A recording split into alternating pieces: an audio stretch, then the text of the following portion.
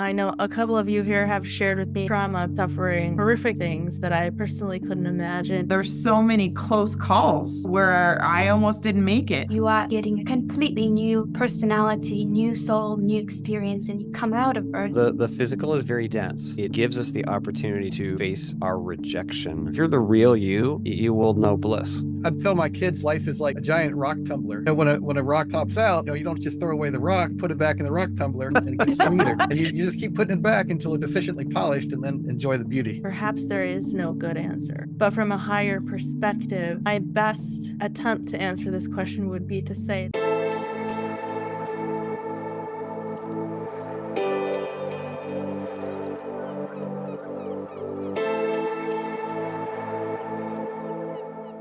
I've tried a number of energy healing modalities, and while I am highly energy sensitive, I don't always feel a benefit from these practices, until I tried refractive healing with Jamie. During my session, I could feel a gentle, healing light energy flowing downward from my crown, soothing and supporting my physical and mental health. I would like to share this gift with you. Book your free distant healing session with Jamie today at refractivehealing.com. Thank you to Refractive Healing for partnering with me in this video. I am more excited about today's episode than ever. I'm here today with Christian Sundberg, Arke Muratova, Aaron Green, and Rebbeca Wertz, 4 pre-birth experiencers. Today is extra special for me because I also have pre-birth experiences, and we are going to dive right in to the top 5 questions that you guys sent in to me. We'll start with question number 1. Do we always have free will, or are there situations where souls are forced to incarnate on Earth? Yeah, a couple things about free will. One was that I was point blank told that free will is extremely important and that's like a core part of our existence. But that being said, one thing I saw pretty clearly in my pre-life memories is that, we make all sorts of agreements before we come here. And, once we agree to some of this stuff, we're obliged to fulfill those agreements. And one example I wanted to share was, I didn't just see some of my own agreements being made, but also other people. And one particular agreement stands out that this person was looking for a certain benefit of the life that they were about to lead. And they made some arrangements to benefit them. And as a consequence, or as an agreement that was part of that agreement spanned 2 lifetimes. Like it wasn't just for this next lifetime, but then also one after that.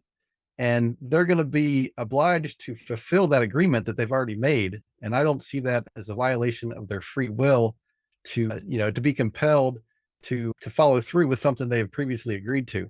And so the way I take it is that probably these people who feel like they're being forced or pushed back during their near-death experience, they don't want to come back. I can certainly understand that. But they're compelled to come back because they need to fulfill something that they've already agreed to. So that's my take on it. If we ever were forced to do something, which I don't think that's how it works, but hey, maybe, then it would be, it's for our benefit, and, it's nothing nefarious or anything. It's just that, that's something that would benefit us. Kind of like when you make a kid go to school or something, maybe they don't want to go to school, but you make them go anyway. But I don't think that's the case. I think it's free will is paramount, and that we're just being compelled to follow through with agreements we previously made. Yeah. May I comment to that? Oh yeah, go ahead. Thanks. So the agreement is also made with free will. So I agree very much, because it's still the same you that's deciding. So one thing I'd point out is the levels of the self become difficult to understand from the human perspective, because it's like a subset of the whole, but it's still you, it's still the same you, still the same soul making the choices. So if you, with a broader perspective, agreed to something, it's possible that you at the lower level, so to speak, who may not have full awareness of the whole, is following through on it, something that you chose. Or it may seem to the local portion of the self, that personality portion, that it's not being given a choice, when really there's always ultimately choice. At the soul level, there is always ultimately choice, because at the soul level, we are a part of Source, God. And so the sovereignty is yours already. Like there's no greater authority, so to speak. So ultimately, at the deepest level, it is always choice. It's always free will. It's just that now we have to shine that free will through choice making in the context of the personality, whether that be an earthly context or a local reality system that's still close to Earth vibrationally, but we may have different constraints, but it might still be the personality portion of the self. It doesn't really matter so much. We still are making choices and wielding our free will intention then from and through that lower level of the self.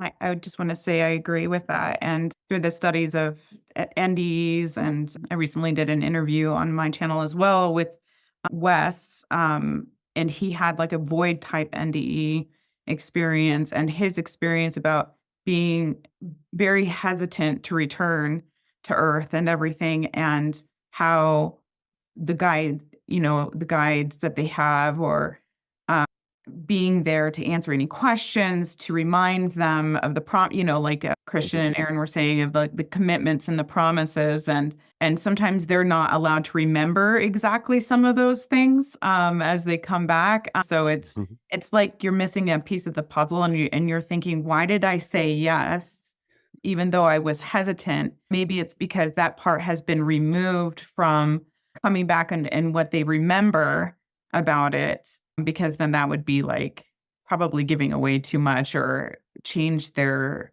growth experience while they're down here again. So it makes sense that there's actually like a lot of feelings that remain with these individuals, that like, I didn't want to come back. I didn't want to go back. I felt forced. It felt like I was being heavily influenced and talked into it. And yet there could be things that may have been removed. So that's something to consider, that they might not have an active memory over some of those things that they promised or whatnot. So Yeah, hope- I want to give Melissa and Arke a chance to comment, but I just want to say one thing. So, like, one of the main values of the physical is that we are enabled to commit ourselves into a constraint set in which it seems like our power has been removed. It seems like we can't, we're like, once you get into the roller coaster, you can't get out. And that is precisely like where the value lies, because now we're like forced to make decisions under constraints so that we can face our own fear and grow. So it's not like that's a bad thing. It's actually kind of built into the design of the simulation, you could say. So like even in my pre-birth experience, I remember this guide coming to me over and over, like, "Are you ready to go back yet? Are you ready to go back yet?" That was not meant as like, if that was not about force. It was more like reminding me of my own intention, my own commitment, my own journey. It was more like, "Oh, just reminding you this is the journey." And it's like, "Oh, yes," because it's such a huge and vast opportunity that the physical is offering. And it's like sometimes we just need to be kind of nudged back into that. And at the personality level, that might seem like there's no choice. But yeah, but actually there is. Yeah, I just must say I'm so happy, and I'm so happy and enjoying everything, and just hearing different perspectives. And yeah, totally agree. And I feel right now my mind being expanded. But when it comes to free will and people feeling forced to reincarnate on Earth, I feel sorry for that. So I feel sorry that they perceive things this way, and it is something that bothers them. However, personally, from my own pre-birth experience, I haven't witnessed anybody being forced, obviously, so I can't speak on their behalf. Um, but from what I believe and what I've seen and what I feel, there are things we don't know and we will never know. There are parts that we've forgotten for a reason, and there are parts we remember for a reason as well. It helps for people that feel pushed to be here. Maybe if you change your perspective on that take and look at that memory as something that reminds you of your free will, and to explore what free will is, to experiment in this lifetime with your free will now, maybe that would change the experience on Earth without getting attached to that memory of being forced, because all you have is now in this life. So Even though maybe you were forced, maybe you were not forced, you will never find out. You may find out, but you may never find out in this lifetime. But what you can focus on and shift your perspective is the solution and live this life, in this life, and experience and fully experiment with your free will. Because we have free will to say no, say yes, we choose paths, and that free will creates your destiny to move forward. And through that destiny, you still have free will. So keep on going with that, I would say. Obviously, I do feel and understand where people are coming from with feeling of being forced and not wanting to reincarnate on Earth. However, when you are on the other side, you don't feel the same way you feel on Earth. So everything you're feeling about that free will, the question you have, is coming from your human self, which Christian has mentioned before. It is because everything has been filtered through the earthly sensation and earthly experiences. That's why you feel some sort of resentment or a negative perception on things, because you are coming from this place, from human mind. However, I would say have faith that there is more that you don't know, and just keep on questioning. That would be my take.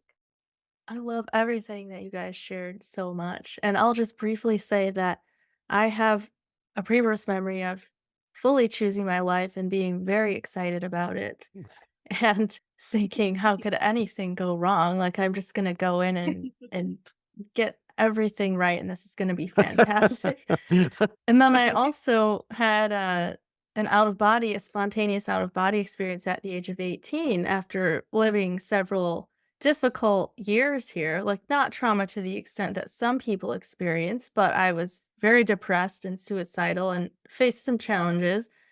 And I did not want to come back from that experience. I wanted to stay. Had I been given the choice, I probably wouldn't have returned. So it kind of highlights what you guys are saying, which is that there could be two different levels to this, where a higher part of our soul is choosing an experience for whatever reason, for our growth or for contributing to the expansion of the universe, or just to have the experience of love in physical form. But the so-called lower, although I don't like that word, part of maybe our personality or our identification, the character that we're playing here on Earth, may not have that full higher perspective or memory of what we chose once we're experiencing the Right. effects of the veil here. So, and there's also questions to be asked about what free will is and how far it extends in certain scenarios. For instance, here on Earth, we could argue that we all have free will, but there can be a certain extent where there may be limitations on free will once you've chosen a certain path. There's certain things that we don't understand or we can't fully see here, and we might want our team or our guides or a higher power who is not in a limited physical form like we are here to step in and kind of guide us and help us make the right choices. So the physical is very dense. And so that just means it gives us the opportunity to face our rejection. Rejection meaning we have fear. So if you think of it like in the context back to the original point we were discussing, it's about having the opportunity to process fear, which is synonymous with the growth of love, what we really are, which is love. Because when we integrate fear and process it, it's the expansion of what's real, which is love. So the denseness of the physical, which includes all the limitations, all the context, all the veiling, all the physical constraints, all the laws of physics, all the laws of our society that we've created for ourselves, like taking tests to go to and do surgery. That's all part of the context through which we get to make choices. So free will means we get to make choices that A, we can identify. We have to be able to identify it as a choice. And then B, it has to be permissible within the rule set of the simulation, you could say. But within that, we're completely free to choose anything we like. And our choice making arises from a quality of intention that is either more in alignment with love, our true nature, or fear, which is association with a non-native negative self-perception and the rejection of it at its root. And so it all ties together. Because, when we talk about, oh no, I'm not happy, I don't want to go back, and I'm not making light of it. I am not making light of the rigors that are available here. I'm really not. But when we reject, that is because we yet have fear, and we've come precisely, well, I mean, I'm speaking for myself too, because I came to face fear, but that's part of the name of the game here, is the opportunity to accept something that we once rejected, right? So like, how can we have the opportunity to accept it if we're not sometimes nudged either by ourselves or by a friend who's helping us to have the opportunity to face it? Like, the reason it's rejected is because it seems bigger than us right now. The circumstance, the illness, the pain, the whatever seems bigger than what we can handle right now, until we finally turn and face it in a new way and accept it and, like, really process it. And so sometimes that it benefits us to be nudged to do that.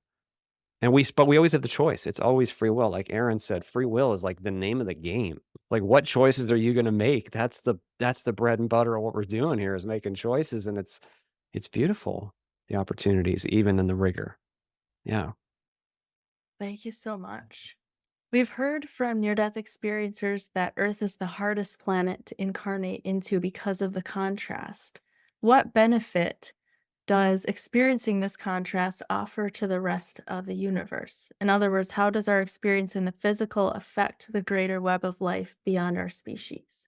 So I'm getting a feeling that it's it's great that we're here, that we're getting this opportunity, but also this Earth experience has involved so many other groups and what we think are extraterrestrial groups and things like that, especially with its history and everything. And I know personally that I have lived lives in these different, groups. And then now I'm experiencing a human life, and therefore it's what's termed as a starseed or whatnot.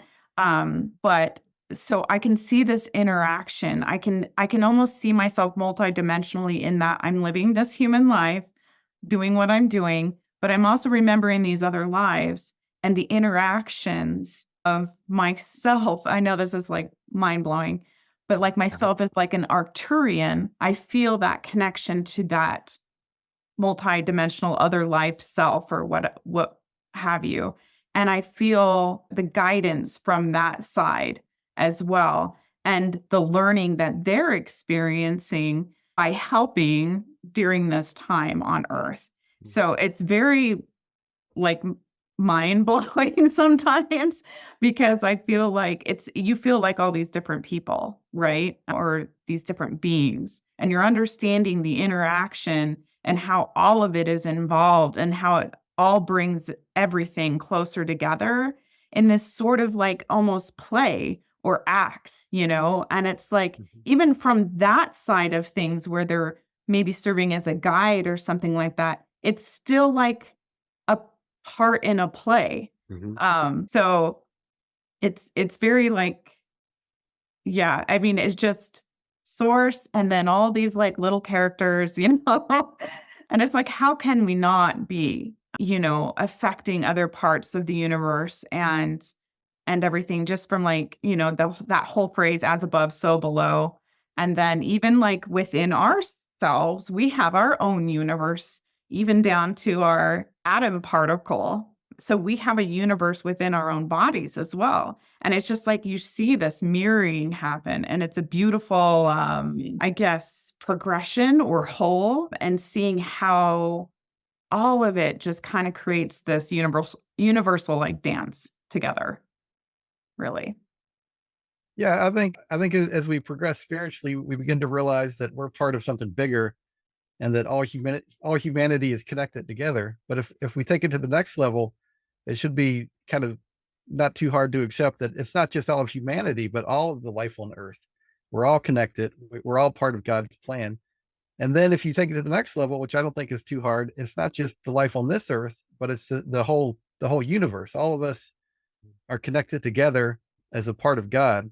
And what we do, how we act, how we think, it affects the people around us, and it actually affects everyone on the planet. And, not just all the people, but also all the animals. And then I think on a deeper level, it's not just our planet, but the whole universe and all of God. That the what we think, what we say, what we do, it all affects more than just us. So when we're able to, bring those positive, godly traits into the world, love and kindness, that sort of thing, then we can make things better for everybody. And if we bring something negative in, then we're making it more challenging for everyone. And the analogy I think of is if you throw a rock into a pond, the ripple goes out and it ends up affecting every drop of water in that entire hmm pond. hmm And then ultimately it comes back to that rock, and it gets the end result of its own actions. But anyway, so that's kind of my 2 cents on it. Yeah, in summary, it's one thing. Like there is no separation, really. It's the one thing, the one source, the one all that is expressing itself and affecting itself in a multitudinous fractal expression of manifest creation. So it's all one thing. So there's like the whole idea of separation is kind of non-native. So, it could be, so we assume separation. So then we ask, how do these separate things affect each other? But we're already coming from an incorrect assumption that there's separation. Like, I mean, it seems to be on the surface, of course. We're really going all out into the experience of separation here. We really feel separate from each other. That's what Earth's all about. But truly, our true nature, consciousness itself, is always connected. It's like metaphorically, it's like one big ocean. And I love your metaphor, Aaron, about the rock in the water sending out ripples, and it affects all the water. It has no choice because it's one pond. So if all that is like the ocean, you're connected to the whole ocean. So everything you choose, every intention, every thought, every action, of course, whether it be locally through physical interaction or in thought responsive systems, the interaction of your thoughts with other thought forms, whatever the layer of interaction, it's all connected and affecting each other. Yeah. Like even the experience of like distance is an illusion. Right. We tend to think like, oh, I'm on Earth, and then there's this really far away place called this world where there's another civilization. Wow, that's really out there. No. Like there's consciousness having an experience of this place. And that consciousness is one thing. Like it's all connected. So there's not actually a distance that we need to span to affect each other. That's not, that's like a really local, non-native level that we built. It's like a simulation. And thanks for sharing your perspectives. I truly appreciate it and am enjoying listening to all of you. In terms of how hard it is on Earth, from my own experience, when I had an out-of-body experience and I woke up on the other side, I was shown my life up till the moment then. I think I was, 23, 24. I was shown my life, a little mini life review. And I was shown my lessons and other people's lessons I have been part of. So in the bigger contrast, I was shown that there is always a balance, no matter how hard it is for you or for others. There is always a balance that balances everything out, the suffering, the heaviness of Earth, everything is balanced out. So, and I was shown that it's not about going to Earth, it's about coming out of Earth that is Mm. helping the universe expand. It is about coming out of this place as you now. Yes. You don't remember who you were before for a reason. You are getting a completely new personality, new soul, new experience, and you come out of Earth that expands and helps the balance to be there. There is a giant balance of web. It's there and it helps. It keeps going. And let's say your life is hard. That hardness, that suffering is going to help other souls to balance, to find the balance that it's possible to manipulate the energy on Earth. Earth is dense compared, because I've had multiple out of body experiences, and manifesting on other realms is so much easier than on Earth, but it is not impossible. It is a bit slower on Earth, but once you learn to manipulate the energy you are giving your thoughts, it is actually easy. It is easy to live in peace. You just don't label life as easy or hard. You just take it as it comes, and you balance, you focus on your energy, where you are putting it in. That's when you know how to play the game of Earth. And that helps other souls that are coming, that your experience will help them. But it's the thing about it is, I can talk about it, but when all of us are out of this, we will see it for ourselves. We've just forgotten it for now, but we'll see the benefits and how it's serving in the bigger picture. And yeah, I can just say in one sentence, it's all about the balance that we are creating, an expansion. And it's all about coming out of this place and growing, because we are loving beings. Love means growth. We are creators. We love to create. We love, when you love something, it grows. You keep on creating, whether it's art or music, you keep on expanding that thing. It keeps living on. It is all about living on and expanding. So you love this planet, so you come here to help expand the whole picture. That's it. That was Beautiful. awesome. Oh my gosh. Yes. And I'd like to echo something that you said there when you were talking about it's not about coming to Earth, it's about coming out of Earth. And that's sort of where my thoughts have been on this also. So there's this Sanskrit term, Satchit Ananda, which you guys are probably familiar with, which means being, consciousness, bliss. And it's this idea of the one being, being aware, becoming aware. It's hard to talk about it without using time language, but it's this idea that God or source is being what God is, and also becoming aware and experiencing that. And that experience of God's self is bliss. And so if we think about this entire physical experience and all the universes and multiverses that have been created as part of that experience of source knowing and experiencing the bliss of itself, then what I've gathered from near-death experiencers and pre-birth experiencers who I've asked this question to is that it's something about going down into the depths of the contrast and experiencing the opposite of that bliss for the purpose of being able to come up out of that, remember who you are, and which allows us to experience more light, more bliss, and higher levels of consciousness. So it's all part of the one thing, knowing and experiencing more and more and more of the bliss of existence, the bliss of what it is. And another aspect of it is that since we are all part of the one thing, as all of you so eloquently said, when one of us has that experience, we make that blueprint available to every other consciousness in existence. And it's like giving them the pathway. Here, this is what this experience is like. On some level, we have access to that now. And so that's how it benefits the rest of creation, whether it's world. We've now made more bliss, higher levels of bliss and deeper levels of existence available to the rest of the universe. Oh man. Beautifully said, Melissa. Yeah.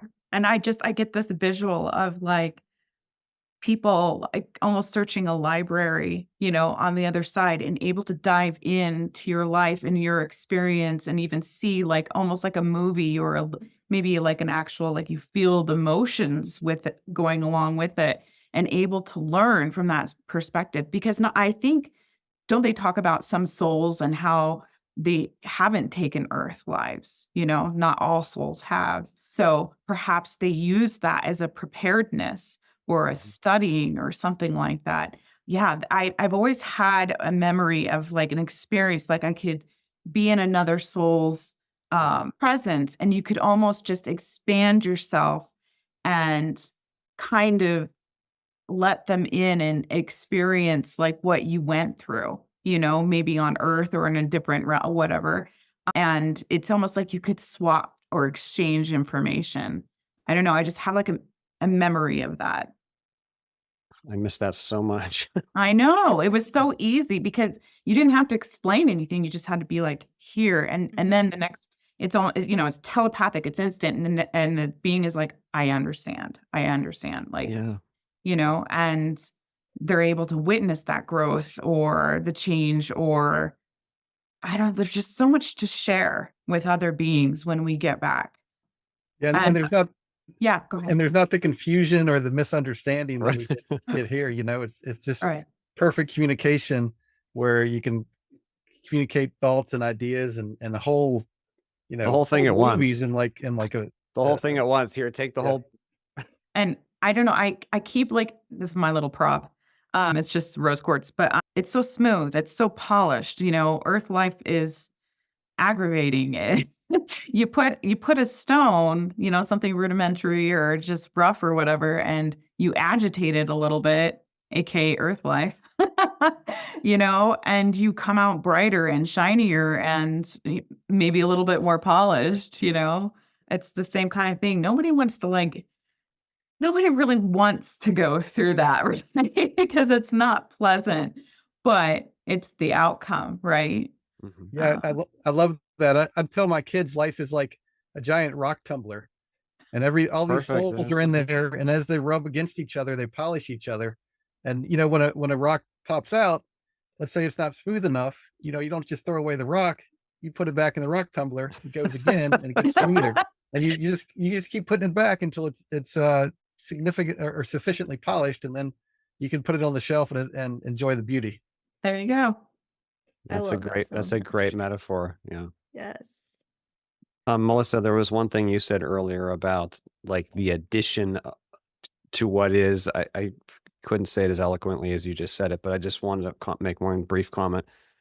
In one of my experiences, I was aware that if in a lifetime you could even experience one novel thing, like even just have one novel thought or experience life in one unique way, then your whole life would have been worth it because you've added to what's available and to what is.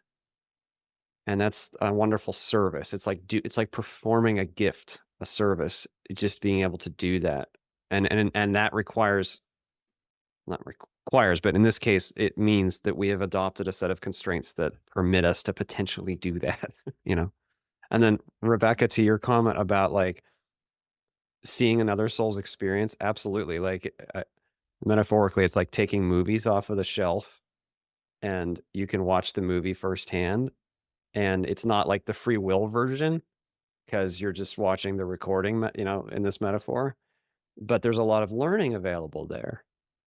And a lot of us tap into that without knowing what we're doing, actually, too. Like in what we call the Akashic records, just the databases of all the information of all the experience that's actualized, and many paths that have not actualized, and it's all there for review and learning, and it's all valuable. Question number 3. We've heard that souls line up for an opportunity at physical life, but once we get here, it is so hard and we forget what we're supposed to be doing. How can we ensure we get this life right? In other words, is there a way to master this experience? I like Arke's face as a response, the facial expression she just made.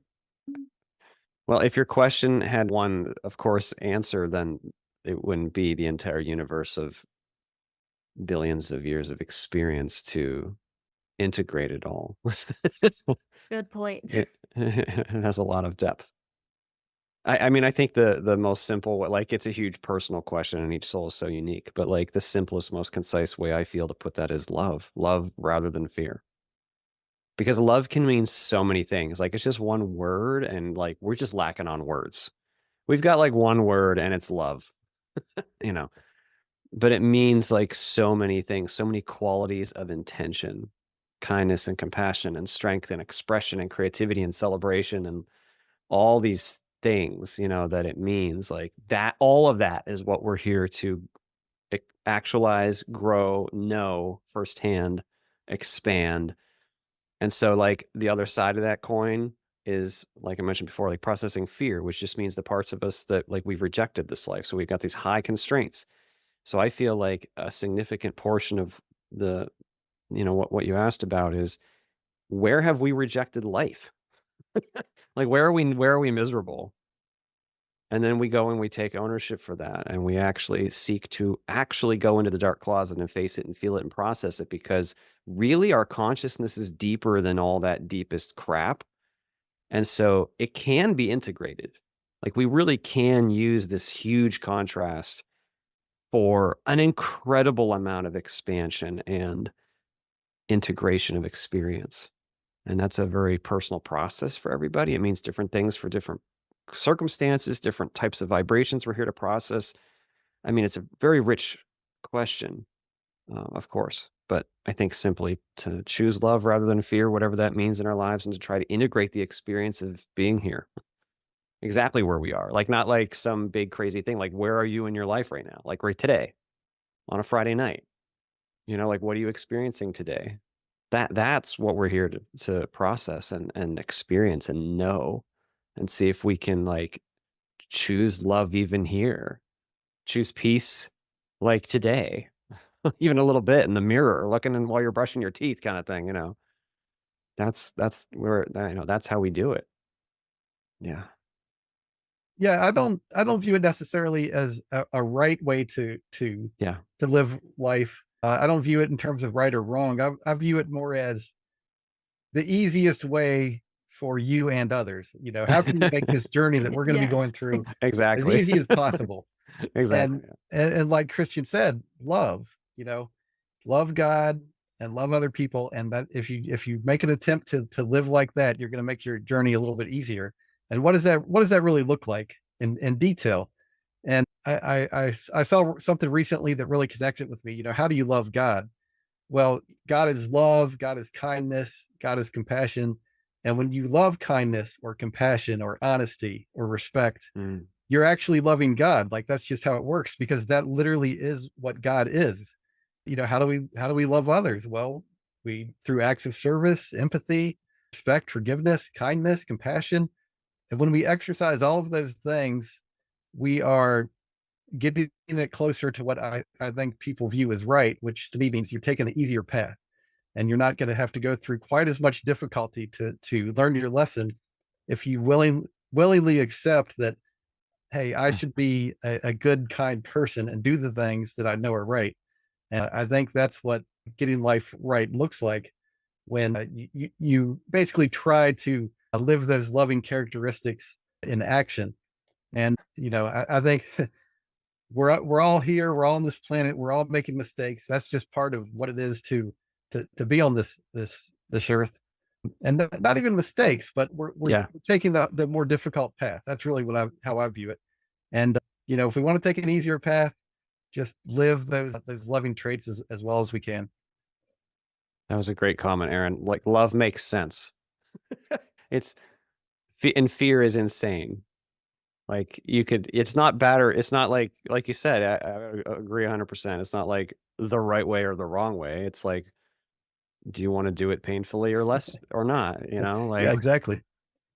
it's yourself. Like the other person is yourself too. So do you want to hurt them or not? No, it doesn't make sense to hurt them. It makes sense to love them. Yeah. I kind of wanted to address the mastery part of the question.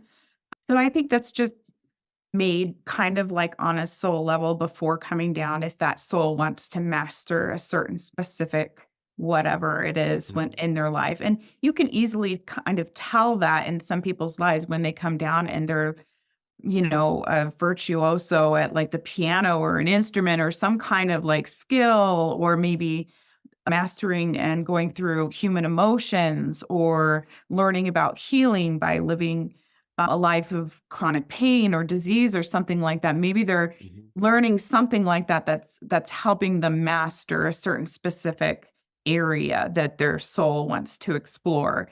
But then I also see other lives that are just like, I'm just going to come here and be a support to this person and, kind of just enjoy earth life. I'm not taking this one so seriously that I have to do this whole to-do list of things that I need to learn or whatever.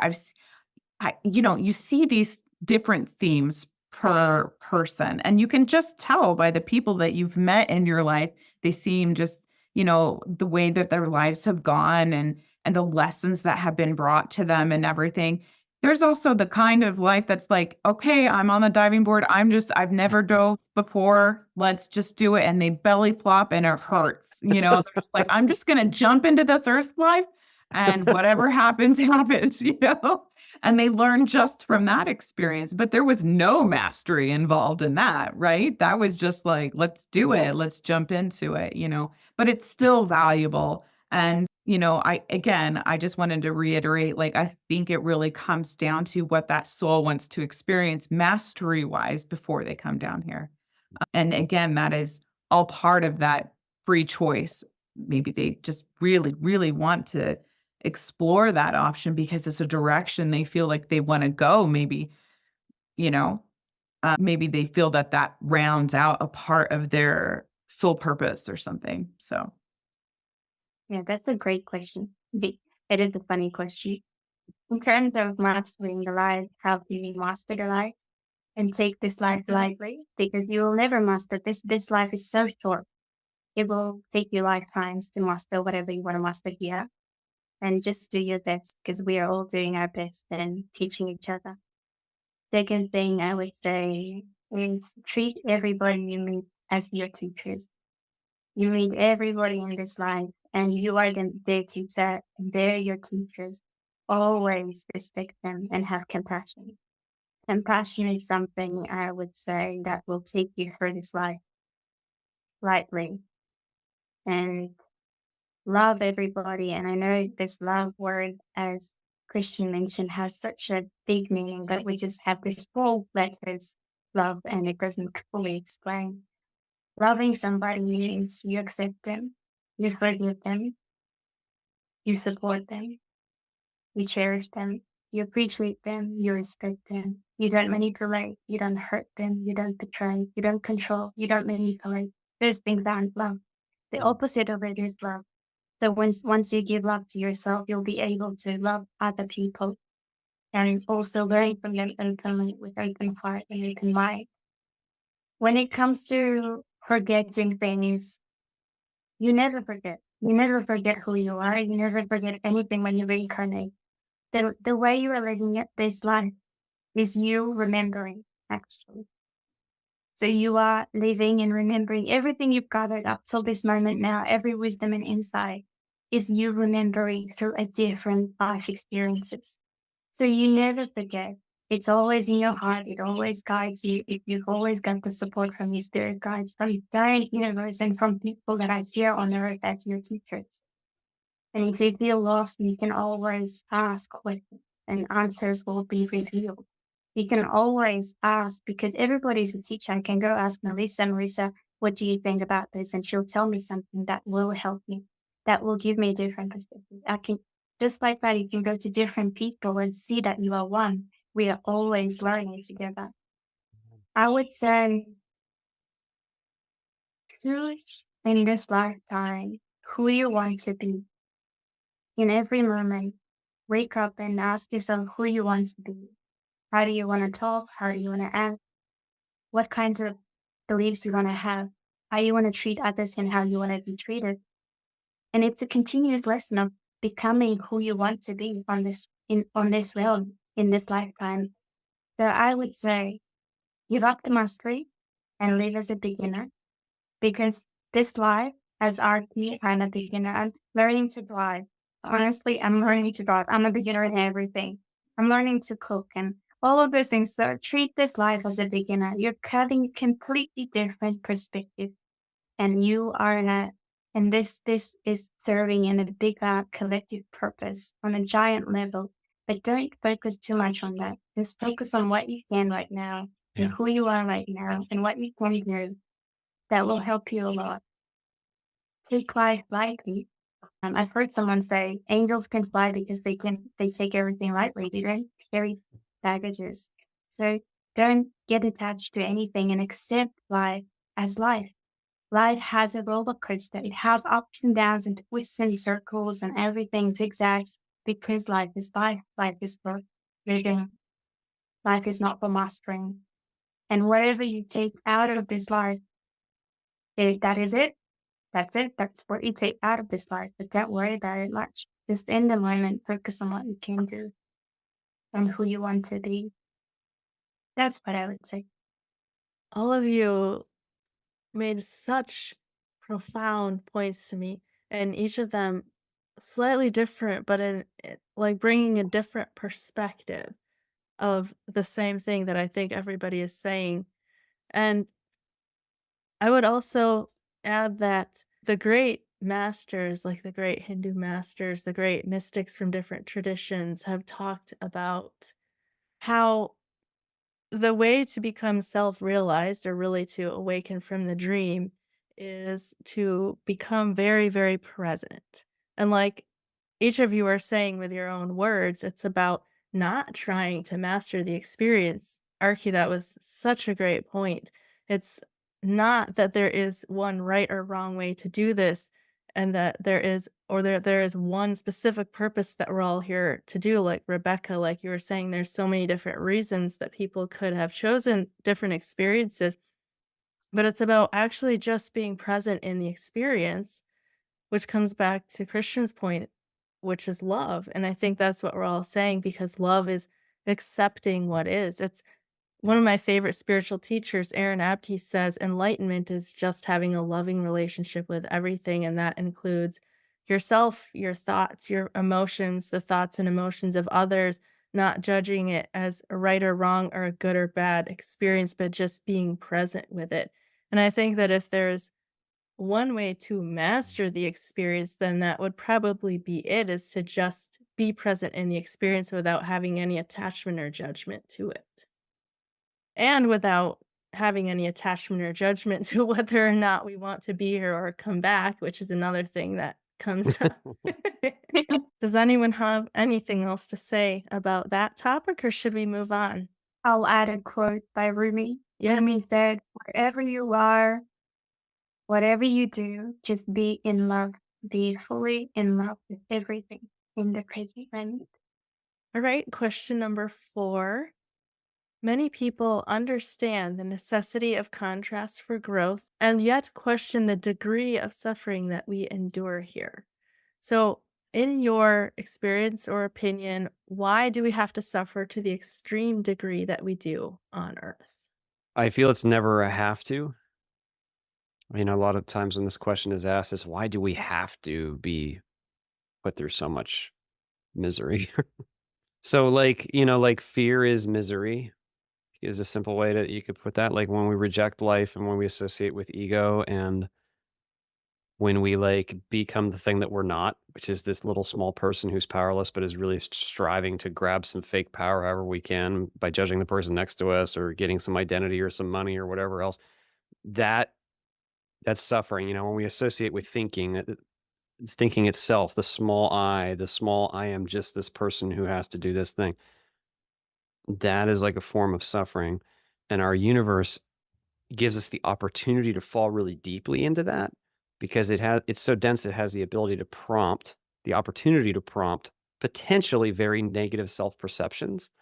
So what I mean is like, I feel powerless, or I feel unworthy of love, or I feel not free. Those are some of the really big ones on Earth, the themes that are really deep in us. Those are not true. And so like when we believe that, and then when we act in fear as a response to that, that causes all sorts of shenanigans, all sorts of suffering. So I'm pointing that as suffering versus pain. You know, physical pain itself will happen within the human experience. It's part of the context. But even great physical pain, I know I know this sounds contentious, as the ego may not like this, but even great physical pain is actually neutral when it arrives. It's not actually charged yet. It's just a sensation. We apply the meaning. You see, we apply the suffering when we buy into the fear-based interpretation. So it's not that it has to be that. It's that where we have fear, we may get wrapped up in something that we're not really deeply. And that can hurt like hell. So really, I feel that question is synonymous with why do we have such an opportunity to have such a deep experience of potential expansion?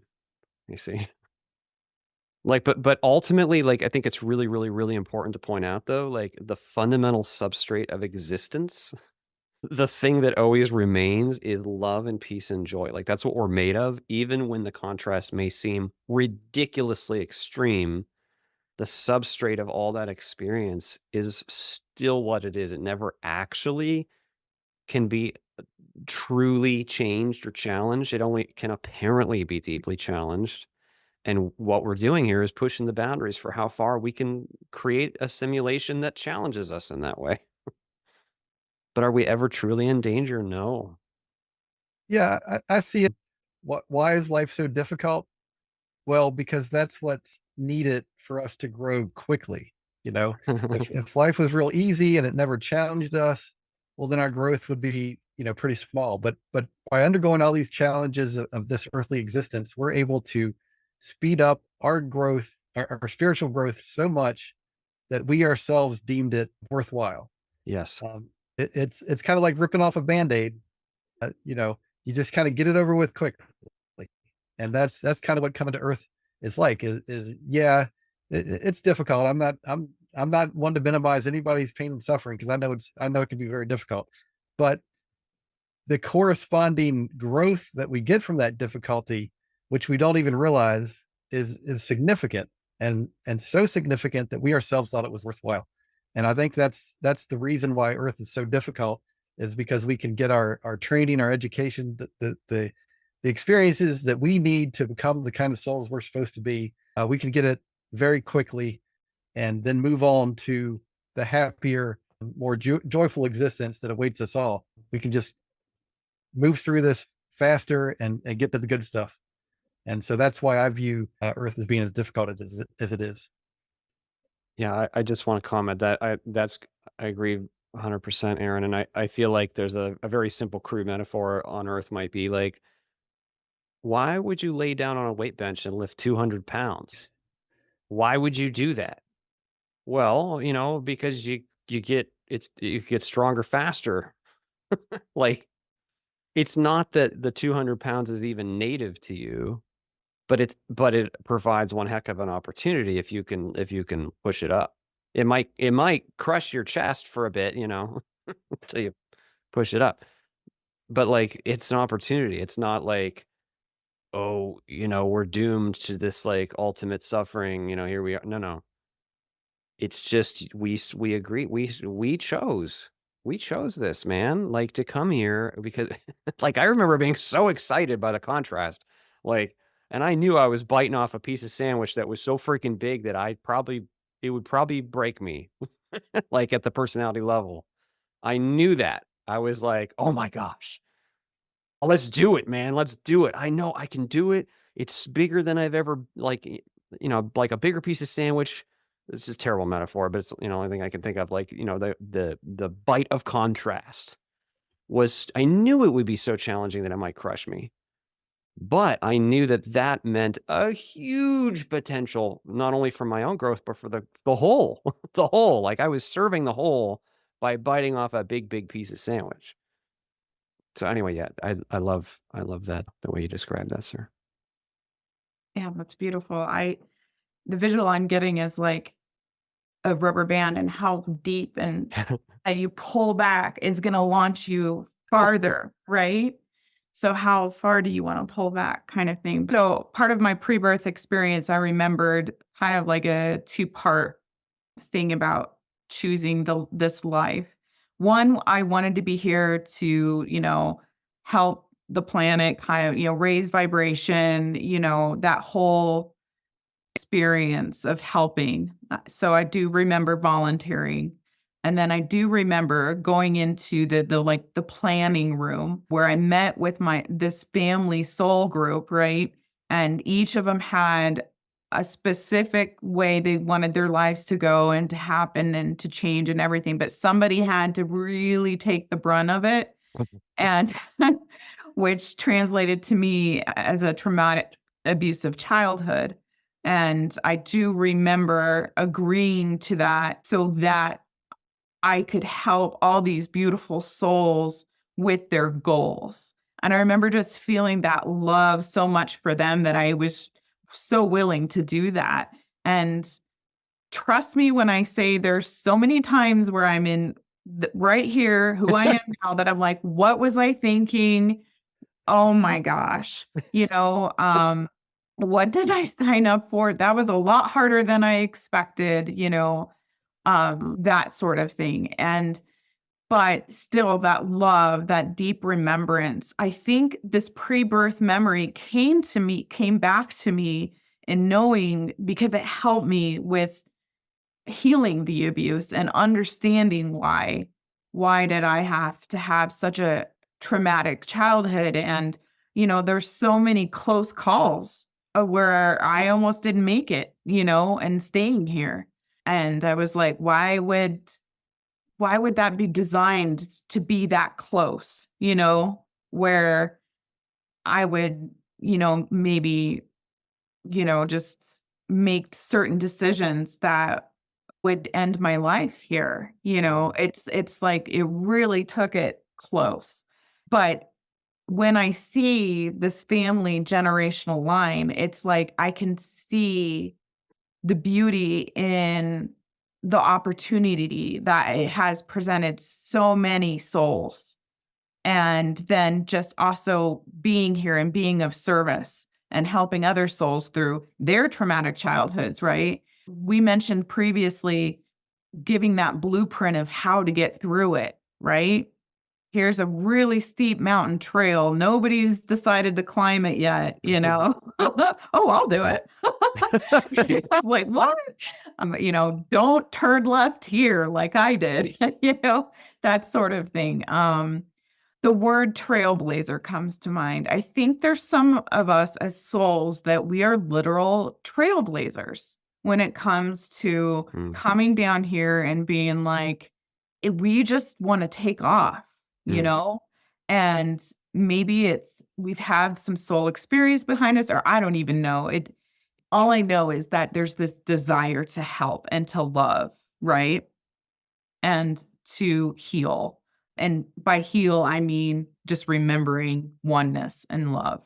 Because that's really what it is. Healing is really just peeling off those layers, right? And remembering our oneness.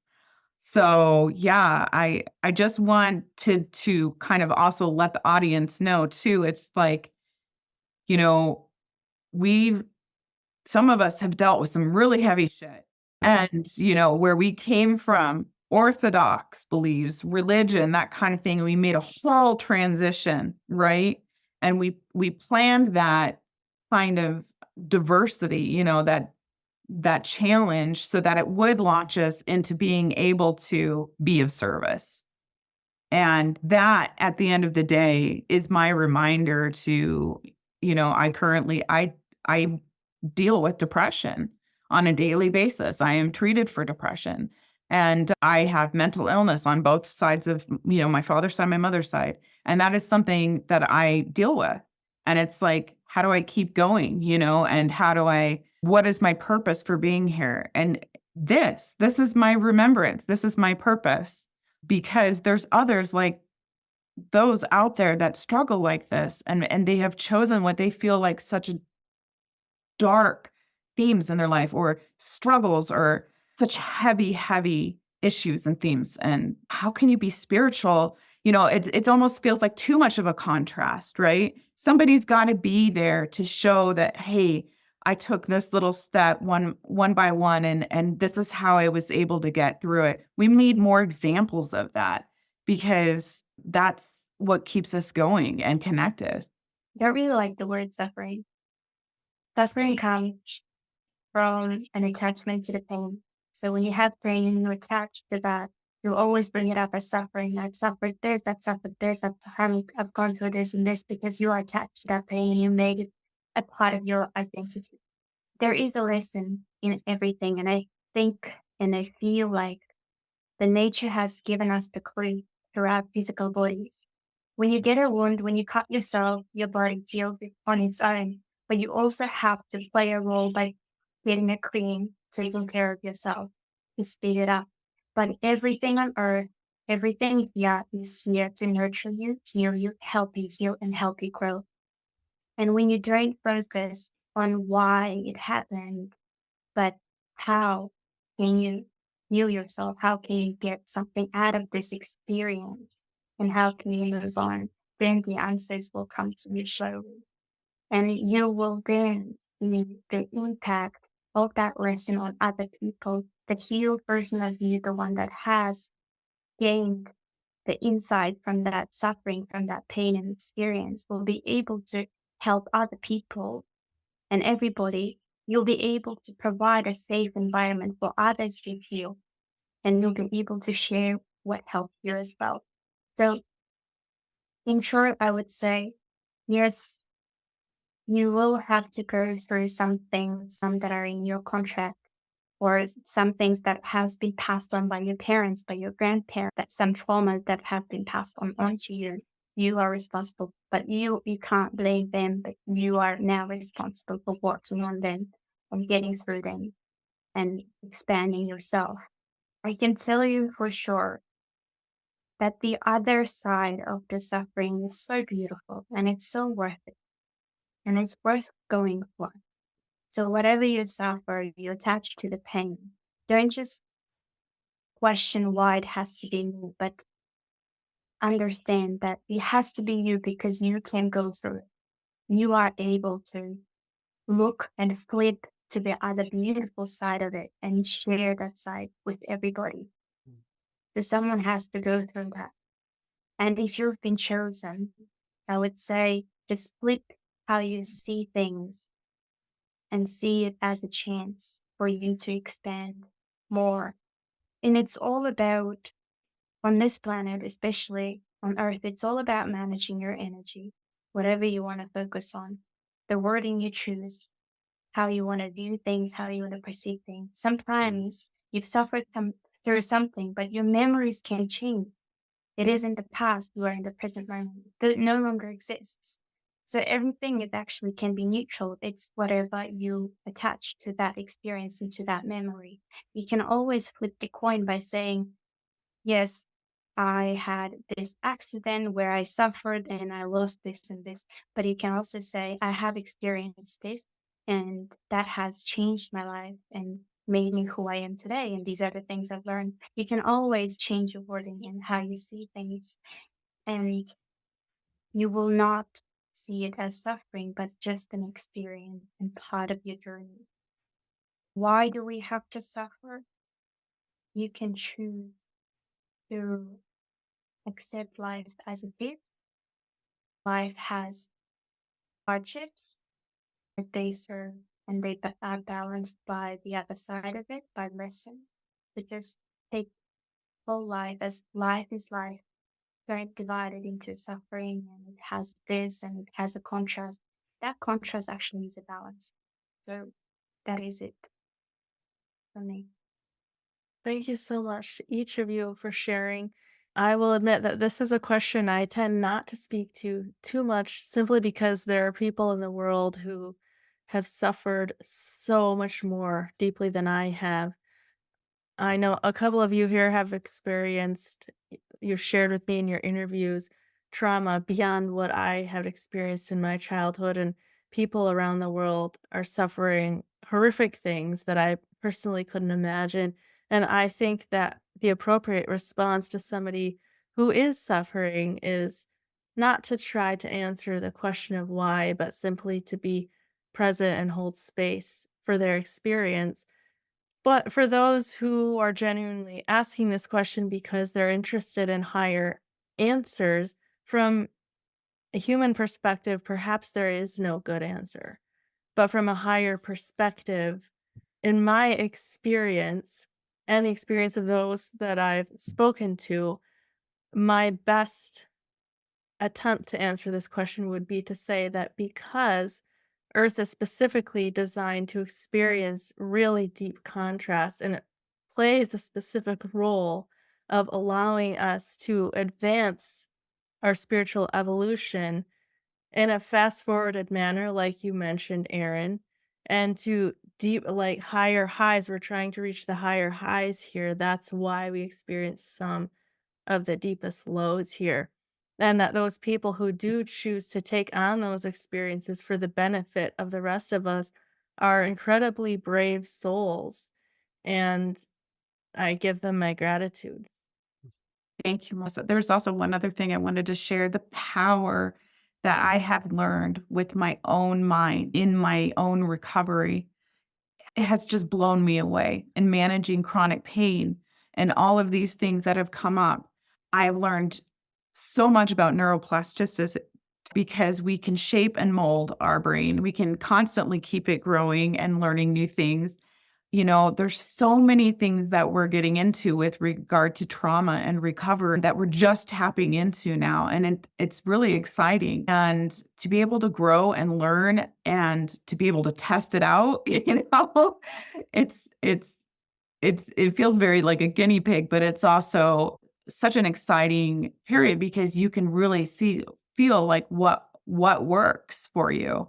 So I feel like it's a kind of like almost a never-ending theme in terms of being able to kind of try different things in terms of like with trauma recovery. And I'm very open to like the different things that, come out. Some of them not so great, some of them may work, and it's all part of that healing journey and sharing that with others. But I just wanted to give others hope that there is so much you can do with your own mind, including just education and learning about your energetic body and, just all of that. There's just put it to use and you will take charge of your, I guess what you would say, suffering, and it won't feel like suffering anymore. It'll feel like another opportunity to be able to work through like pain management, for instance. Yes.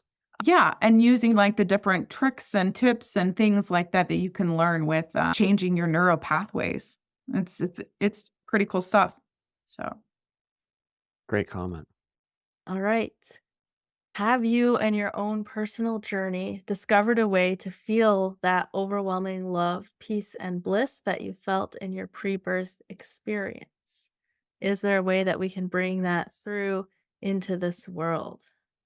So I'm just going to be very transparent here. There's so many different ways. I tried ketamine infusions, which did nothing for my depression, unfortunately, but the trips themselves brought me to that oneness. Like if you've done cacao ceremony circles or, it's just like having your little mug of chocolate, that's been very like a milder form. So definitely there's ways where they actually made me feel absolutely horrible at first, but then brought me into like an amazing experience of feeling that oneness. But I don't necessarily have to do that again. I'm able to do that through meditation, and music. 100% music for me is I could just hit, and I know if I had a piano here, I'd do it. I go straight to my chord, and this chord that I play, it feels like my home resonance. I don't know how to describe it other than like, this sounds like the frequency that I am used to hearing. Whenever I get goosebumps when I listen to certain music or changes, and like that is just immediately feeling like I'm there with source and creation. And a lot of my dreamlike scenarios are also, that I'm sure a lot of us have had, where we either meet with an angel or a guide, or even just flying dreams. Those are also like just that much more closer feeling like beyond our human, like what seems like our limitations or whatnot. So these are all, kinds of ways of doing it. But yeah, absolutely, like music and binaural beats and meditation, and maybe I guess that monkey mind that we all have, right? Kind of put that aside, and then we can be more open to, these esoteric experiences. Those are some ways that I've kind of explored it. And it's fun. It really is. And so sometimes it's just a walk in nature. You don't really need to be extreme, Well, I'll share. There was a couple portions of my experience where it was really amazing. Very, very happy. I couldn't describe it. And for me, I don't I don't know of any way to bring that kind of joy and happiness into this level of existence. So I don't really have any good answer for how to do that. Only that I wish I could, because parts of my experience were just amazing, and I look forward to getting back to that when it's my time. Yeah, so I feel the question is a bit tricky because as humans, we focus on form, things, objects, actions, substances. Tell me the way, tell me the action I can take, I'll go do that thing. The bliss of being is what we actually already are. So, like Rebecca, when she described music or nature or even flying in a dream, as we resonate back closer to the full freedom of our nature, or we resonate with an expression of creative, like some creative expression, whether it be music or a sunset or the living presence of nature, that resonance vibrationally moves us closer to who we are, maybe a small amount, maybe a large amount, because we are now like returning vibrationally through that perception and that perspective back to like what can be thought of perhaps as a more mechanical process. But when we actually let go of the forms of the mind and dwell fully in beingness itself, it rises up all on its own back to us that bliss is what we already are. It never actually left and never actually went anywhere. So, but then we want to say, well, how do I do that? Well, again, that's like, it's quite a trick of a question, because that implies that some form is going to get you there. And the thing is, spirit itself transcends all form. We may change the form constraints, like when we take drugs or have some kind of physical alteration of the biochemical constraint set that we're wearing, that can change the constraints. But meanwhile, we're not the form. Like, the form is arising in us, the experience of the body, the sensory information, the thoughts, the distance, all the things. It's all arising within consciousness. And then when we lose ourselves in the things that we're not, that's the confusion. So the question is a little bit like saying, how do we be who we really are? Well, let go of what you're not, or choose something here that is more you all the way. Free, like some expression of freedom and joy and love now, here, today. Like, if you put it this way, if you're the real you, you will know bliss. Like, if you just, in whatever way, if you're the real you, just exactly who you are, underneath all the crap, the real you, that is bliss. So then you say, well, how do we find that? How do you be you? So how can we bring that feeling of peace and bliss you felt in your pre-birth memories? Yeah. Now, I will agree with what Christian has said in terms of it's about being, yeah, it's about being present. Now, practically speaking, because I feel like this question was from somebody who wants a practical answer. Sometimes you tell somebody, be who you, like, be yourself, and they just like, what is that?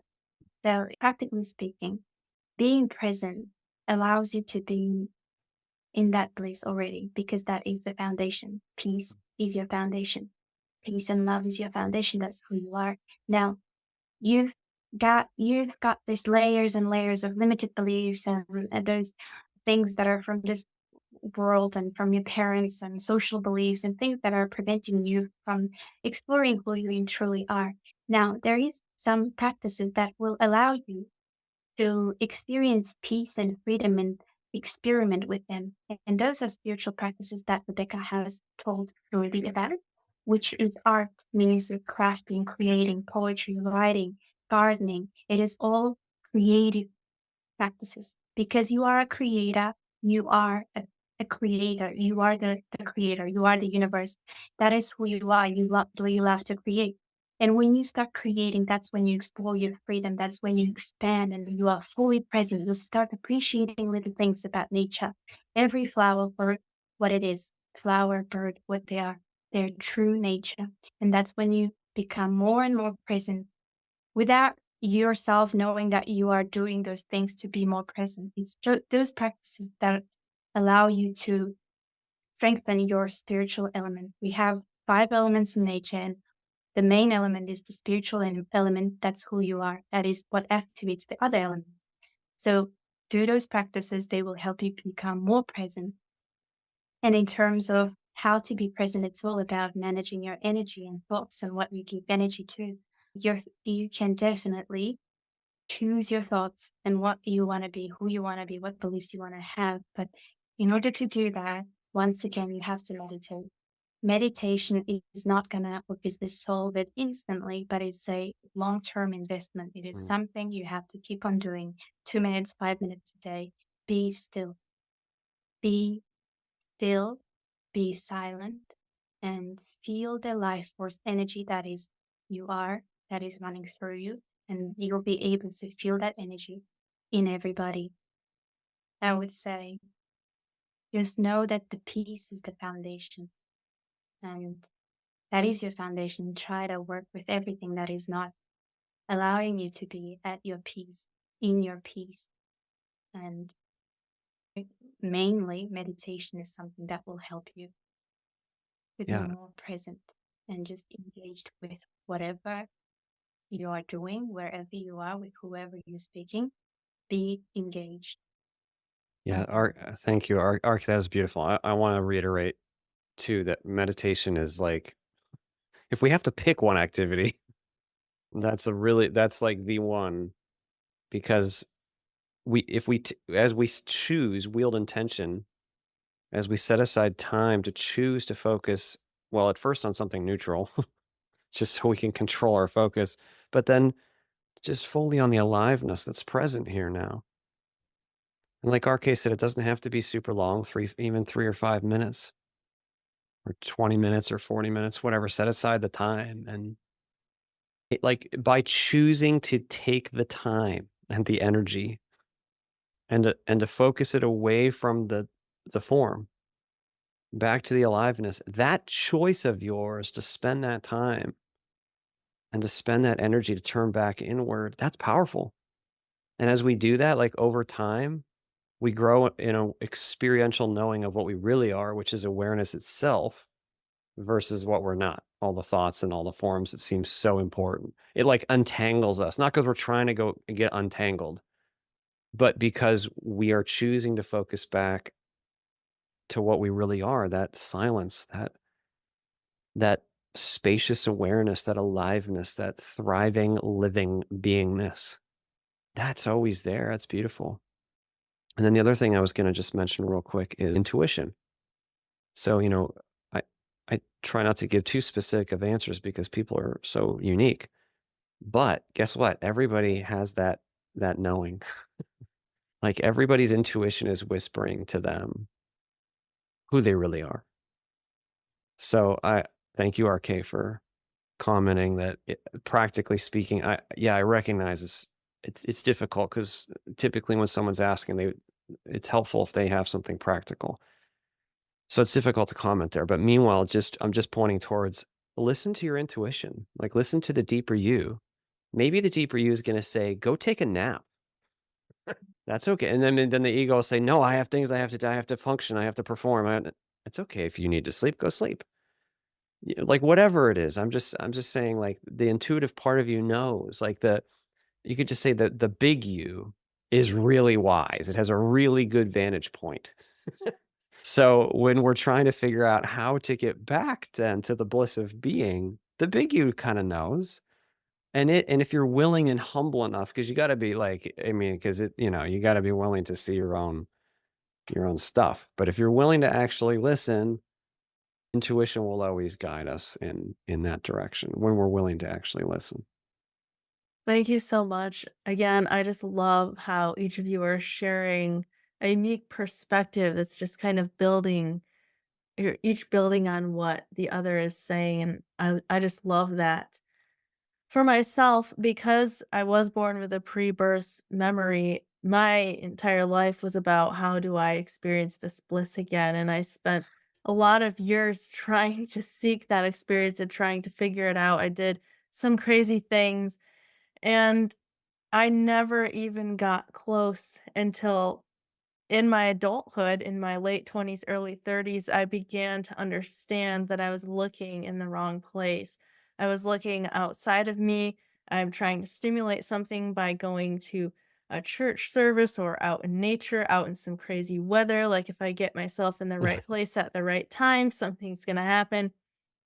I finally began to understand that, as Christian said, what I'm looking for is what I already am, and I have to look within. And to echo what Arki said, though, a lot of people like, what does that mean practically? And that's what I also didn't understand for quite a while.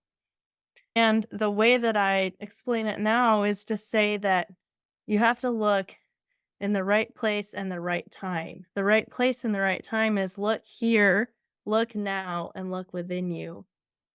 And once you Mm. can really grasp that and come fully into the present moment right here and experience your own being, that's where you begin to access this bliss.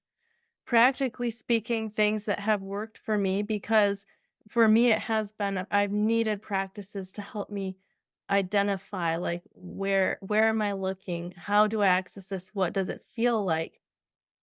One of the biggest things for me has been gratitude because it connects me with my true nature. It connects me with that part of me that is seeing God everywhere in everything. Another thing for me has been putting myself in situations where I'm forced to let go of control and just Mm. becoming very present. For instance, riding on a roller coaster or going down a scary water slide with my kids forces me into that present moment experience. Then I can identify it and say, okay, this is the feeling I'm looking for. Another thing for me is walking barefoot on the earth and meditating because the energy of the earth amplifies my own energy and connects me to myself. Mm. And another less pleasant thing that helps me is when I'm in really stressful situations in life, to intentionally, in those situations, set out time to meditate and practice surrender. And when I'm under stress, if I can like use that letting go muscle and experience what does that feel like to just let go of things I can't control and be at peace now. I've found that probably to be the most amplifying practice for me. Now, I haven't ever experienced bliss to the level that I did in my out of body experiences here, but little by little, I can start to access these timeless states of being and bring that through a little bit. Thank you, Melissa, for saying that. I feel like if there's a moment when that bliss might arise, it's like one drop, but the one drop is so like wonderful because it's like we're in a desert right now. The one drop is like, oh my gosh. Like I remember that. And what we're looking for the ocean. We're looking for the full thing. But even the one drop is so full. So anyway, I thank you for making that comment. And also the surrendering of the resistance comment. Mm. I think that's really powerful because we all have stress, like we all experience stressful moments. Being fully present in like in your body even, like when you're having those stressful moments, like just take time. Like I had a very stressful work meeting this week where I had 11 minutes for lunch in the middle of a 6-hour meeting where I was being yelled at for like Oh, hours. It's okay. So I stepped out and I sat on this bench and I just felt this incredible like density in my body of like, oh, wow, I feel that. And just like totally like allowing it, letting go, like totally surrendering to the density, releasing like any, like I don't have power. It's fine. I don't need power over this. I just feel it, that. And then when you do that, I'm reminded of an Eckhart Tolle quote. I don't remember the exact quote, but it's something like, if you surrender into the present moment for like even the duration of one breath, the movement in conscious, because linear time is transcended anyway. So even if you just totally let go for the duration of one breath and are fully present, it's okay that it's only the short linear time duration because you're tapping into something that amount of time. well, I think that we're doing fine on time. Do you guys want to go ahead with the bonus question? Sure. All right, bonus question. What is the most significant moment of your pre birth experience? Something that has stuck with you throughout your life? I'm glad we got to this because I had something to share about this. Something that really stands out from my experience was kind of two things that are linked together. One is that at one point during my experience, I got to witness some souls that were in a state of extreme misery. They were very unhappy. I would I think we would kind of call it a hellish existence. Hmm. And I saw that for myself, and so have many other experiencers. And I think you can't just ignore that because it's kind of inconvenient or Hmm. uncomfortable that there's souls that are very unhappy. But what I want, but the takeaway I want to share about that is that I witnessed souls leave that form of existence. Like nobody was trapped there forever. Mm. I was even told that all of these souls, every one of them would eventually leave and move to something higher. And that kind of rolls into the second big takeaway I had, which was, there's a bit of a commonly accepted narrative that I think is imperfect, where souls either go to heaven or they go to hell. But what I witnessed, and a lot of other people have talked about that, well, that's not quite right. Really, it's a huge range Mm. of what I would call different levels that souls go to, and that every soul is progressing ever upward to a higher, happier level. And that includes these unfortunate souls that were in a difficult place, but it also includes everyone else that, whatever level they're at after this life, nobody is stuck there. And that, just because you're in a happy place doesn't mean everybody's at the same level of happiness. And that, if we could shift the viewpoint from, a black or white one way or the other way into more of a graduated, or a bunch of different levels, I think we'd have a better understanding of how this is really working.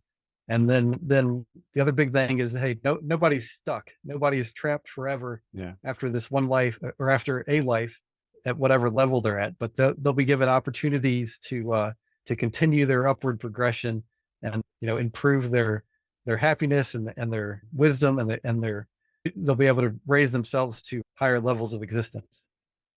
So that was my takeaway I wanted to share. Thank you so much for sharing that, Aaron. I love that unique aspect of your experience where you saw several different realms and got to see people progress out of them.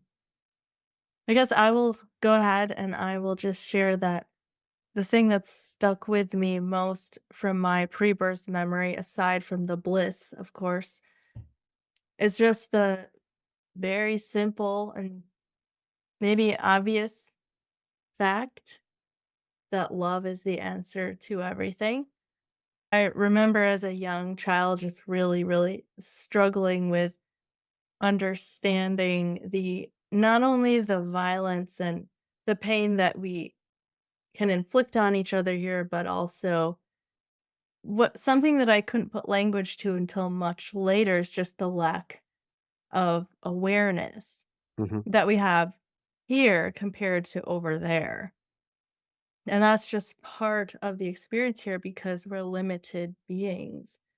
But I just always had like this deeper understanding or remembrance that love is the answer. Now, as I've gone about my life, I mean, on the other side, it seems so simple, but as I've gone about my life, it's definitely more complicated, a lot more complicated than I thought it was going to be. To love the in the density that we find ourselves here, where Exactly. it's so difficult, like because you can do your best and have your best intentions, but because we are limited beings, we are still unintentionally hurting people. I can be doing my absolute best effort and I forget to call my grandpa on his birthday, or, I forget something that my husband asked me to do, or, it could be anything. Like it's impossible to get it exactly perfect. So what does it mean to love? What does it mean that love is the answer? I think that it also means extending love to ourselves, extending love to our own imperfections and limitations, and accepting it all as okay, accepting it all as it is. And I think that's something that we tend here not to understand or to forget, is that love means immersing yourself in the experience and accepting the experience and holding space for the experience. And that's what will ultimately allow us to progress. Self-compassion was a big missing component and part of my healing journey, that when I was working with my pain coach and colleague this year, I realized it was a big puzzle piece. And especially as a cultural thing as women, and self-compassion and towards our bodies and, all of that. And, expectations and all of that. It was just a skill that I don't think I was ever taught, you know, growing up and everything. And especially within religion, you kind of, well, certain religions, I would say, and especially the one that I was raised in, it was like you saw yourself as a sinner and imperfect and unclean and all of that. And so going from that and then learning self-compassion and love for yourself, that is huge. And I had no idea what that it looked like, what it felt like, what does that look like for me? What does it feel like for me? And it felt so foreign too. Like when I started to do it, it just felt so like awkward. And then, one small step, and I built upon it and built upon it. And soon it was just like, it started to feel a little bit like I can do this. I can learn how to be self-compassionate with myself. And it's so crazy too, because it's like I have it for others, no problem, right? For your friend or whatever you're there. But for yourself, when you feel like you're such a harsh critic or a judge on yourself and how you're doing and success and blah, blah, blah. And, as a parent, as a mother, there's just so many ways you can judge yourself. And so, yeah, it's definitely been a step that I couldn't skip. I had to learn because I didn't have really anybody to teach me about it. And yeah, it's just really, it's almost like I wish I that's where I needed to start, It's interesting how you start with other people, but that's like in here, is where you need to start first. I wanted to say back to the healingness and being in the flow and a lot of managing symptoms and things like that. Arke had brought up being in that creative flow, and it's like, oh, that's what I do. That's where I go, It helps alleviate those symptoms, and being present, like Christian has beautifully stated throughout this whole interview or podcast or whatever you want to call it. He really gets the root of it. And it always reminds, it's just such a good reminder. Oh yes, that's where it is. It's being present and just feeling like you are already that, So beautifully said, you guys. I really appreciated that. And then I wanted to also say with the pre-birth thing, the most part like that I remember is just, and Melissa, you had this as part of yours too, is being that little curious orb, feeling of being that childlike innocence, It's so fun that you get to feel that you had that part of yourself. And then you're fearless, you're curious. You're curious and you're fearless. And that's another root part of being that I never want to forget. Never want to forget. And then during the pre-birth experience, I got to witness the veil and what that felt like. And I also got to witness spreading my energy into the energy body, right? And how weird that felt, and trying to get into all the nooks and crannies of my energy body until it was satisfied. And then I could go down and be into my earth incarnation. So that was such a good part to witness of the whole experience, that, wow, this is what you go through before you come down. And this is how you feel as a soul, I don't know, I'm just going back and forth again, but I just cannot let go of that feeling of innocent, childlike curiousness. You could do no wrong, Love that so much. Arke or Christian, do you have anything you want to share? Go ahead, Thank Archie. you. Thank you.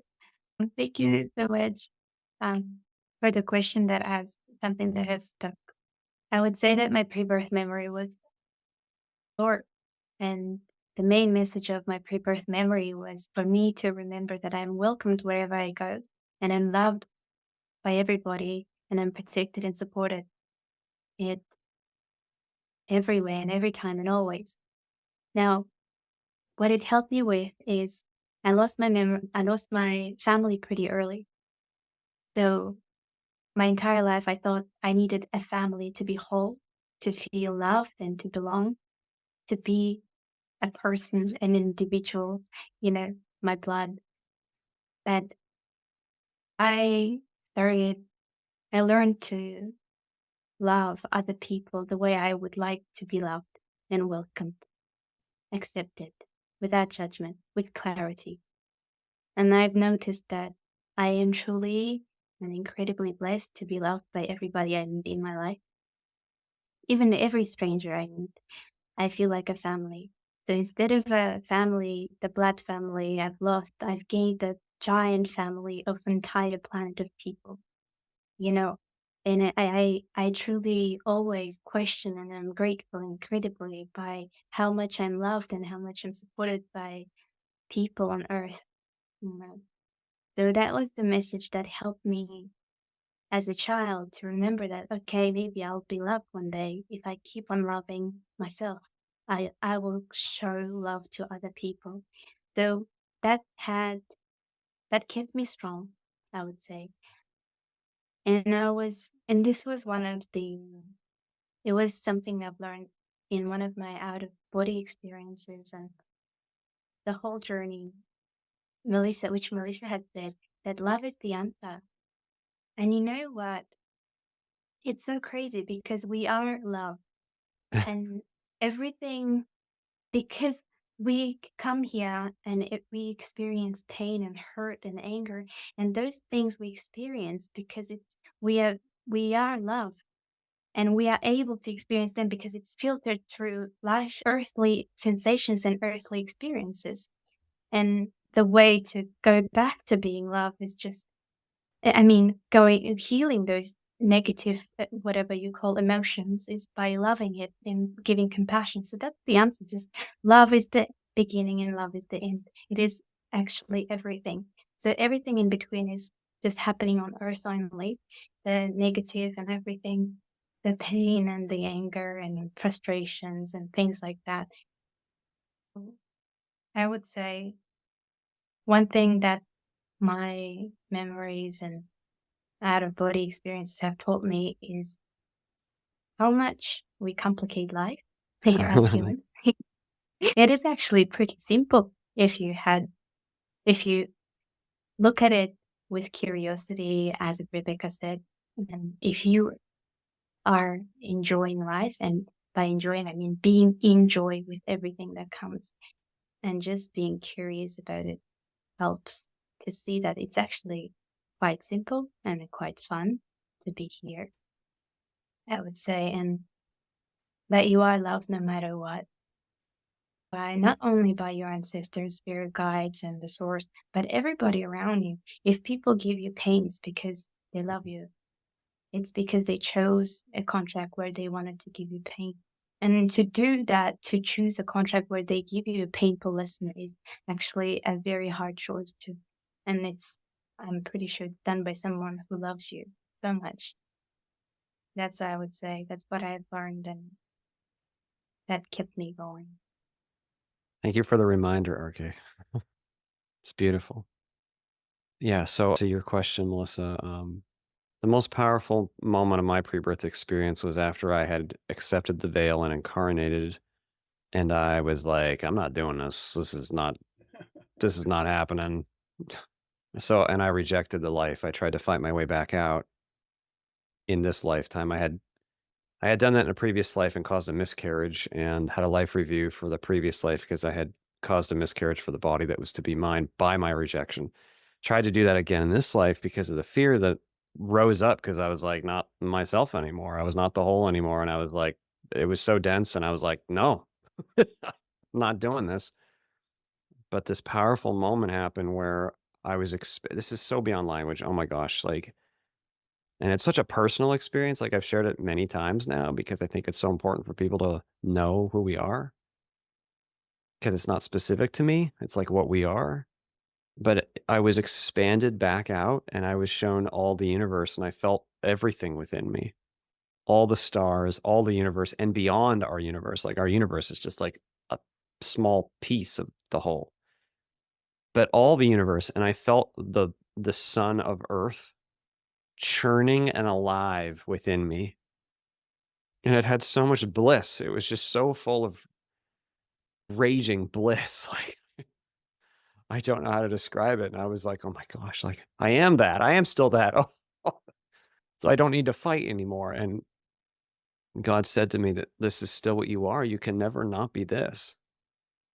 And it's just it's it's true of all of us. It moves me to tears almost every time I think of it because it's like I miss it so freaking much. And we're very brave to come down here and play this game. We are much more than the limitations that we've come to reject out of fear. So that's the most powerful moment of my pre-birth experience. The thing that's in mind the most often, I would say, actually, is the veil itself, except like feeling the veil, accepting the veil. Like I can feel it right now. like a one-way pane of glass, like, in those cop shows where you can see one way and you can't see the other. Like I'm inside the interrogation room where you can't see out. And I know they're there watching, like and I can see the glass, but I can't see through it. I feel that glass, that metaphorical veil resting on me and in me right now. And so that aspect of that veiling and knowing the veil, but you see, but not rejecting it, not rejecting it, not responding like, oh, this is a problem that I can't see all that I am anymore. No, it's a huge offering to me, for me, for all of us. This offering of being given the opportunity to experience this. Like, look at where we are, guys. Like, we made it. Like, when we first got on today and I said we made it, that's what I mean. Like, look at this. It's magic if we can come all the way here and share love with each other and be vulnerable and remind others. Arke, I love what you said about the whole world being your family. I feel like that. It's a blessing and a curse sometimes. Feeling like I love every person that walks down the street, but I do. We are all family with each other. We are, man. And so many humans have forgotten it, but that's what we are. That's our true nature. So thank you all for coming to this moment and sharing and being brave enough to like keep some of that. It is not easy to like retain a little bit of that down here. I don't mean down, but in this place, in this vibrational density, it can be difficult to have some of that awareness because holy cow, the contrast between that bliss and here. Like you said, Melissa, it's like you spend your whole life looking for it again. I've met so many near-death experiencers who are just like, I'm ready to go home. And it's nothing wrong. They're like, what am I doing here? So that's like that's the price to have that little bit of active awareness is you're going to go put your mail in your mailbox today and, go to the bathroom and go buy laundry detergent. That's what we're doing right now. And but that's holy too, because now we get to do that. Anyway, so thank you guys very much. Like I feel rejuvenated. I had a heck of a week myself. It was like probably the most stressful work week I've had in years. And it's so good to be reminded of who we are, to be there for each other. Thank you. Yes, thank each of you for being a part of this. This is literally, like I said, this is my favorite thing that I do, doing these fireside chats and getting a bunch of us together and just sharing. And this has been so encouraging and uplifting for me as well. Is there anything else that anyone wants to share before I give everyone a chance to share where the viewers can find you? I just want to say thank you for organizing this, Melissa. It's so lovely to see you again. And Christian, I already feel like we've I don't know, we've lived together or have known each other for many lifetimes. And it's really nice to meet you, Rebecca and Aaron. And it was really lovely to hear your perspectives and your stories. I truly feel grateful and super happy. That's all I want to say. Thanks for what you do, and thanks for being you.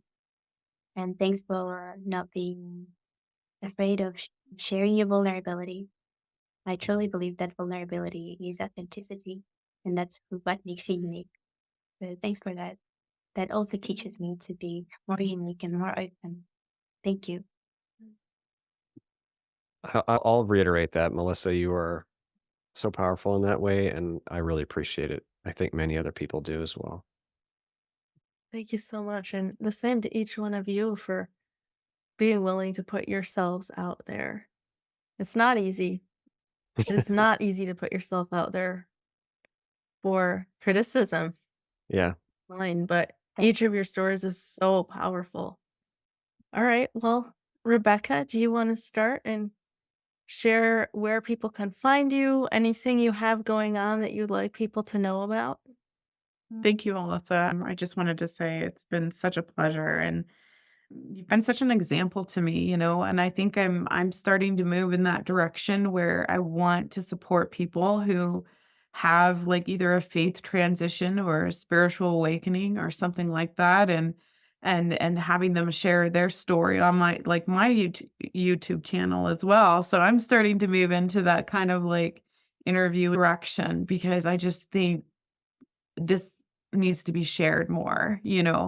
So my YouTube channel is Starseed Angel Guide, website starseedangelguide.com. So I connect with the divine ET groups like Pleiadians, Syrians, Arcturians, and I could go on. But what I like to do is help others who have connection with these beings, these beautiful beings, or have had lives with them. And so I do like offer, like starseed readings, spiritual coaching, also pain coaching and chronic pain coaching, that sort of thing. I've been board certified and whatnot. And so, yeah, my purpose is just to help. And if I can help another person who is having a lot of pain, I want to be there to support them and to help them. And I want to be there to support those that have a spiritual awakening story to share. I offer a lot of free video content on my YouTube channel and ET channelings and stuff like that. So definitely come check it out. It's free. Yay. And I'm hoping that it all helps. And again, it's been wonderful to connect with each of you here. Thank you so much. I've been on your channel, I think already third time, isn't it? I have a YouTube channel. It's called Divine Insight. And I also have a Facebook group also called Divine Insight where people support each other and we share some insights and wisdom and regular posts. I have my website, which is arkemuratova.com, which is my name. I do one-on-one consultations and mentorship for people to live in alignment. And also, yeah, I do my best to help everybody on my YouTube channel. I haven't been active, but I'm currently traveling, so there will be more videos if anybody is interested. And yeah, I think that is all. Can't think of much. Oh, I'm pretty active on Instagram, but you can find it through my website. And once again, thank you so much. And I'm really happy to connect with everybody. Yeah, Melissa, thank you so much for having me and everybody. I really appreciate what you're doing. It's really nice to meet the three of you, Christian, Rebecca, and Arke. I've enjoyed sharing this. Anytime I get a chance to share my experience, I leap at it because I think it's so important to get the message out that we're more than just this short human existence. I don't have a book or a YouTube channel or a web page. I hope to in the future, but I did an interview with Melissa on Love Covered Life. If anyone's interested, they can check that out. And if anybody wants to contact me, I'm easy to find on Facebook, Aaron Thomas Green. And I get all sorts of random questions or requests. So feel free to reach out if you want to. But thanks again. My website is awalkinthephysical.com, and my book is called A Walk in the Physical.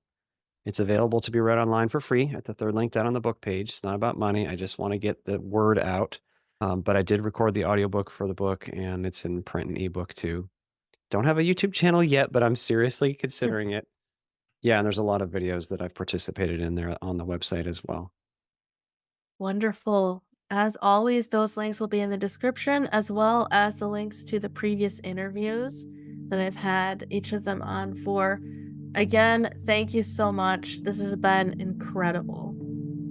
Thank you for watching the Love Covered Life podcast. Don't forget to subscribe, share this video with your friends, and comment with your thoughts and opinions. And check the description box for the links to my TikTok and Instagram, where I share the more personal side of my life, my website, where I share my paintings and merch, and also the Be a Guest link for anybody who's interested in sharing their story. Be loved, be happy, be at peace, and thank you for watching.